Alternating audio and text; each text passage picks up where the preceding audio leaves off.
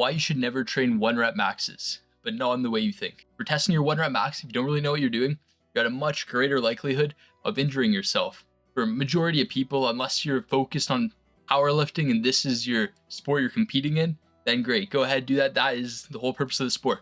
But for 99% of people, majority of you guys out there should not be testing your 1 rep max. So the main reason why I advise against testing your 1 rep max, because the risk to reward ratio is not good for testing your 1 rep maxes. My whole first 2 to 3 years of lifting, 1 rep maxes are really just an ego thing. And most people, if you're really being honest with yourself, will attest to this. It's just to say how much can I actually lift compared to other people, right? How much can I lift in comparison to my weight for percentiles, right? On something like strengthcalculator.net, which is what I recommend to compare yourself to, since it's literally you comparing yourself against a big test pool of other people that are the same age range and the same weight as you for percentiles for your lift. So it's much more objective and much more relative. And obviously this will vary if you're natural or if you're enhanced. Now you may be like, Patrick, why shouldn't I test my 1 rep max? You just said you did it for your first couple of years of lifting, which is a valid point. And like I said, the risk to reward is not there. I injured myself more times doing 1 rep maxes than any other lift or any other sport combined in my entire life, right? And this is especially true if you're doing free weight or barbell movements, and it really depends on your leverages, right? If you have longer arms, you're a lot more likely to tweak a rotator cuff, your shoulder, or elbow or something doing a pressing movement, right? All it takes is to have a sketchy bench at a Crunch Fitness move a little bit on you, and you're injured for the next year, right? That's how it goes. Or having longer femurs, your thigh bone is going to increase your likelihood of getting injured on a max deadlift or squat for your lower back, right? Just because your biomechanics. Now I get it, it's fun to do once in a while, especially when you're starting out to get that gauge for your progress, but this is what I recommend you do instead.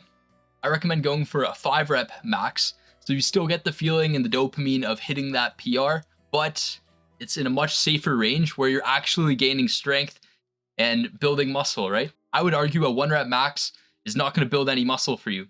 Sure, you're probably pushing the level of your CNS, so you're just giving your body the ability to kind of up its strength ceiling to lift more weight in the future. But if you look at majority of powerlifters, they're not training their 1 rep max as the movement to improve it for the most part. They're doing 5 reps or heavy triples, doubles. They're usually doing more reps to train for doing the 1 rep max, right? So another reason why I recommend training for a 5 rep max instead of a 1 rep max is because you can't really fail a PR. Let's say you're going for 5 and you overshoot it a little bit, and then you only get 3.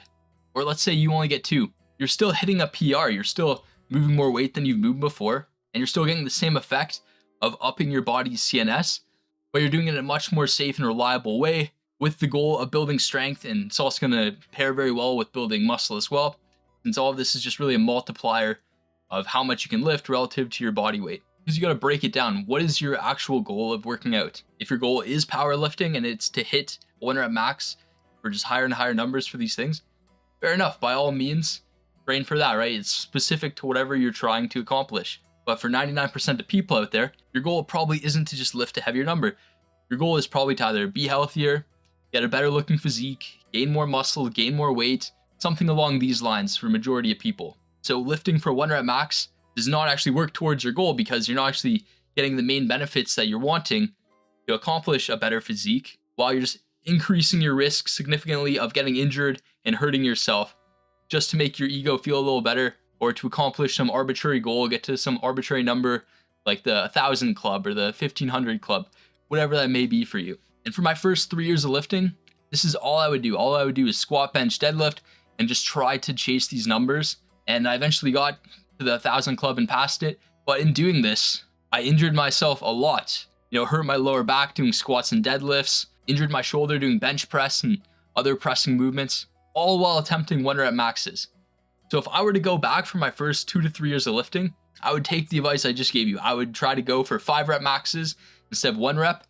And then if I don't hit the 5 rep, if I hit 3 or 4, that's great too. I'm still increasing my weight from where I've been before, but you just have to be more patient. So instead of hitting 225 for 1, eventually you're going to hit 225 for 5 reps. And trust me, you're going to have a much better physique, and it's going to be a lot more satisfying and rewarding to be able to hit 225 for 5 rather than 1. So if you can be patient and just get the strength. Just trust the process.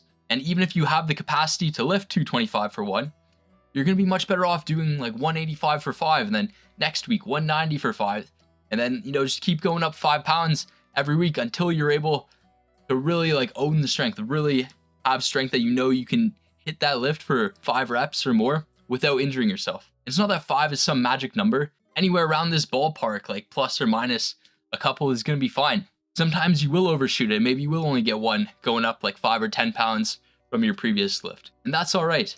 But the main goal is to not get injured and to keep making progress. So just remember, focus on the big picture of where you're actually trying to get to. Don't let your ego get in the way. Don't injure yourself.